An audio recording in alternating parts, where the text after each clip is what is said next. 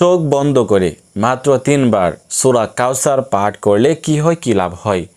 99% মানুষ জানে না, আমলটি করতে পারে না। আজকে আপনাদেরকে আমি খুব সহজেই শিখিয়ে দিব যে এই সূরাতুল কাউসারের মাধ্যমে আপনি চোখ বন্ধ করে এই আমলটি কিভাবে করবেন, কখন করবেন, করলে কি লাভ হবে।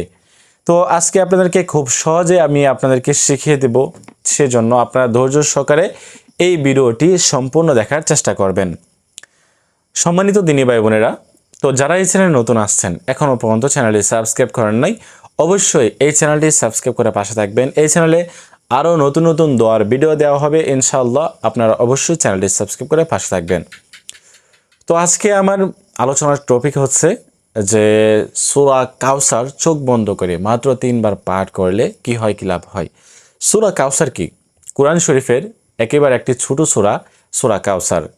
কোরআন শরীফের শেষের দিকে সূরা কাউসার, এই সূরাটির মাধ্যমে কিন্তু অনেক আমল করা যায়। হ্যাঁ, আজকের এই আমলটি আপনাদেরকে সহজে শিখিয়ে দেব। সূরা কাউসার আসেন আমরা প্রথমে শিখে নেই, তারপরে আমরা শিখব এর দ্বারা কিভাবে আমরা আমল করব। أعوذ بالله من الشيطان الرجيم بسم الله الرحمن الرحيم إنا أعطيناك الكوثر فصل لربك وانحر إن شانئك هو الأبتر بسم الله الرحمن الرحيم إنا أعطيناك الكوثر فصل لربك وانحر ইন্না শানিআকা হুয়াল আবতার। এরকমভাবে আপনারা প্রথমে সহিহ শুদ্ধভাবে সূরা কাউসার শিখে নেবেন। এখন কথা হচ্ছে আপনাদেরকে এই আমলটি কখন করতে হবে, কিভাবে করতে হবে। এই আমলটি করার জন্য কোনো নির্দিষ্ট সময় নেই, আপনি যে কোনো সময় করতে পারেন।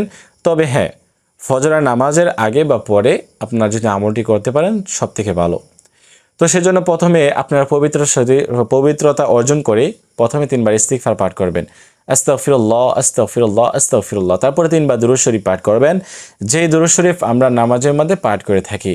আল্লাহুম্মা সাল্লি আলা মুহাম্মাদ ওয়া আলা আলি মুহাম্মাদ কামা সাল্লাইতা আলা ইব্রাহিম ওয়া আলা আলি ইব্রাহিম ইন্নাকা হামিদুম মাজিদ।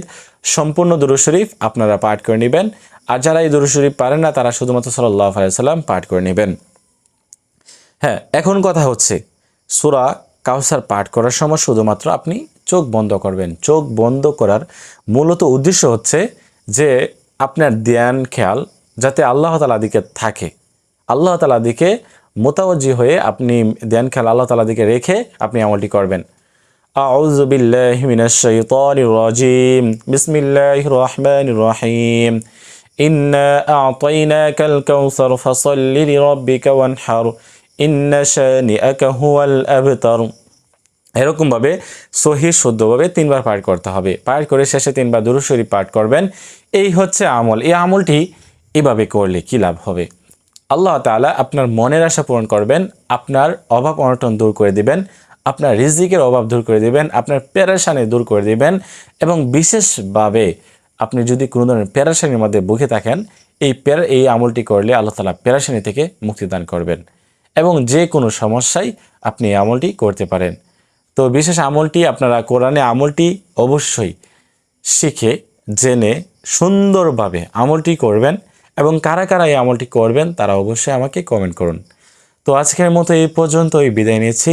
তো খুব শীঘ্রই ফিরবো, আপনারা অবশ্যই চ্যানেলটি সাবস্ক্রাইব করে পাশে থাকবেন। আল্লাহ হাফেজ।